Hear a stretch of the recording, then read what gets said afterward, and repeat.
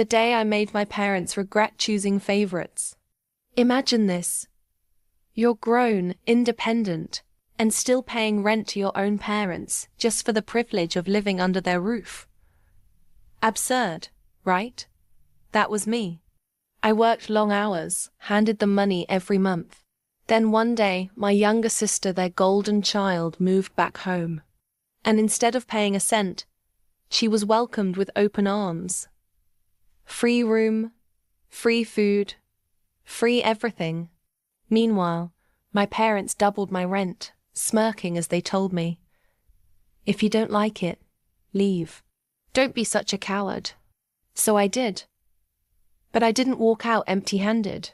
See, most of the furniture, decor, even the appliances in that house, they weren't theirs.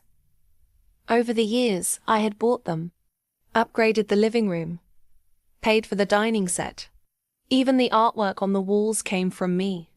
They never gave me credit, but I had the receipts. So, the day I moved, I hired a moving crew. By nightfall, their house was stripped bare, just 4 walls and echoes.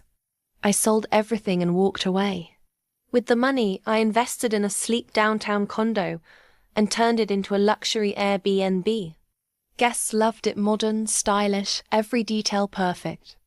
The same furniture my parents used to brag about in their house, now bringing me steady income. But here's where it gets delicious. My sister had been bragging for months about her big online business launch. She even laughed in my face, saying, "You'll always be beneath me.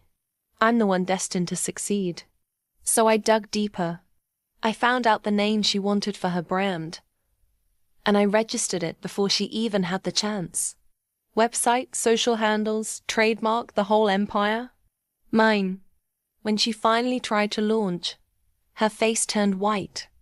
Every domain, every social media page redirected to me. She couldn't even post without running into copyright violations. My loser self had outsmarted her at her own game. But the universe wasn't done. Her savings, what little she had, vanished when her business partner turned out to be a scammer. So, desperate and broke, she came crawling to me, asking if I could hire her. The day she stood in my office, resume in hand, begging for a job. That was the moment I knew I'd won. When my parents found out, they stormed into my condo. "You've ruined this family," my mom screamed. My dad demanded I return their furniture. My sister sobbed that I'd destroyed her dreams. I just handed them my business card and smiled. "Funny you called me a coward, but it looks like I'm the only one here standing tall." The silence that followed was sweeter than any apology they could ever give. My parents lost their pride. My sister lost her dream, and I gained independence, profit, and peace.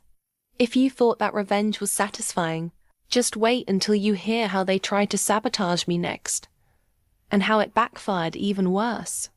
Smash that subscribe button, turn on notifications, and don't miss the next story. Because sometimes the best revenge is success they'll choke on.